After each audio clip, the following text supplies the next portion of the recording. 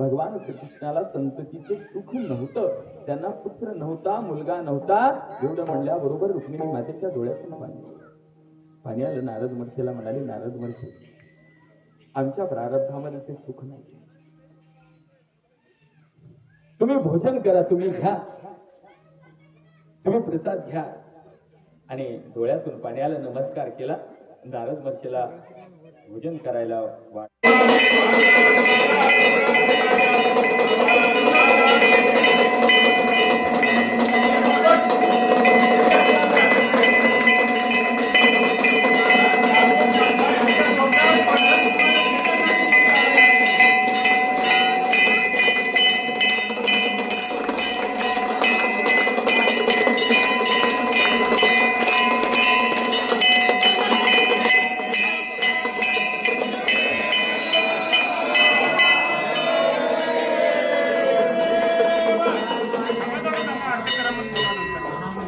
श्री मल्लिकार्जुन मंदिरात शिवलिंग प्राण प्रतिष्ठापना व कलशारोहण भक्तिमय वातावरणात संपन्न. मुरुम तारीख 6. येथील यशवंतनगर पाण्याच्या टाकी भागात सन 2018 पासून श्री मल्लिकार्जुन मंदिरात शिवलिंग पूजन करण्यात येत होते. सन 2025 मध्ये मंदिर सभागृह बांधकाम पूर्ण झाल्यानंतर दिनांक 5 रोजी नंदगाव मठाचे मठाधिपती राजशेखर महास्वामी यांच्या शुभ हस्ते शिवलिंग प्राण प्रतिष्ठापना व कलशारोहण सोहळा भक्तिमय वातावरणात संपन्न झाले.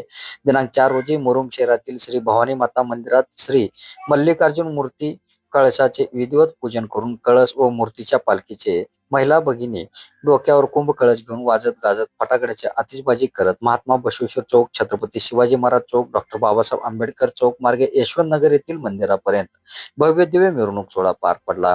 रस्त्याने ठिकठिकाणी रांगोळी काढण्यात आली होती. रात्री विरक्त मठ निलंगा मठाचे संगन बसव महाराजांचे शिवकीर्तन सोहळा पार पडले. दिनांक 5 वार शुक्रवार रोजी मंदिरात विधिवत पूजन होम हवन नंतर नंदगाव महाराजांच्या शुभ हस्ते शिवलिंग प्राण प्रतिष्ठापना व कलशारोहण सोहळा थाटात आणि भक्तिमय वातावरणात असंख्य भाविकांच्या उपस्थितीत संपन्न झाला. रात्री मंदिरात दीपोत्सव सोहळ्याने मंदिर परिसर लख प्रकाशाने उजळले. या प्रसंगी श्री मल्लिकार्जुन देवालय यशवंतनगर सभासद विष्णू चव्हाण, गोपाळ इंगोले, संतोष चव्हाण, लखन भोसले, संतोष चव्हाण, किरण कुंभार, सुधीर गायकवाड, तेजस पाटील, किशोर माने, संकेत इंगोले, लक्ष्मीकांत माने, राहुल चव्हाण, कल्लेश्वर मडोळे, प्रशांत मडोळे, अतुल पारसखेडे, कृष्णा भोसले, प्राध्यापक शिवाजी राठोड, राजकुमार गायकवाड, विजयकुमार जाधव, संतोष जाधव, धनंजय जाधव, धनराज कदम, गणेश कदम, प्रशांत गुरव, सुनील बेंडकाळे, सर्व महिला सदस्य आदींनी परिश्रम घेतला. तर व्यापारी सदस्य अमृत वर्नाळे, प्रशांत स्वामी, राजू मिन्यार, अमित ढंगे आदीसह मुरुम पोलीस प्रशासनाचे विशेष सहकार्य लाभले. दीपोत्सव व महाप्रसादाने उत्सवाचे सांगता संपन्न झाले.